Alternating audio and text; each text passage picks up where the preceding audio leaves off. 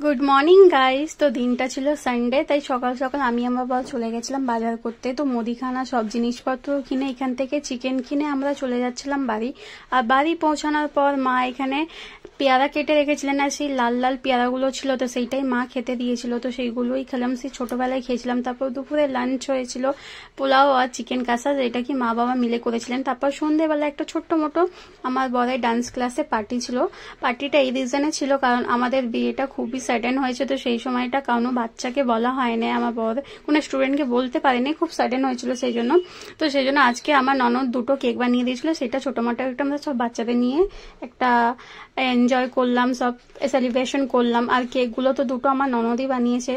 আর video ভালো লাগলে তোমরা নিশ্চয়ই কমেন্টে জানাবে, তোমরা যারা যারা কেকের অর্ডার দিতে যাও সেটাও জানাবে। তারপর এখানে ছোটো মোটো পার্টি করার পর আমরা চলে গেছিলাম বাড়ি। আর আমার ননদ এখানে বানাচ্ছিল পিৎজা, ও পিৎজাও বানাতে পারে, তাই পিৎজা বানাচ্ছিল। রাতের ডিনারে আমরা সবাই মিলে পিৎজা খেয়েছি, সবার জন্য এক একটা করে বানিয়েছিল। ভিডিও ভালো লাগলে লাইক কমেন্ট সাবস্ক্রাইব করে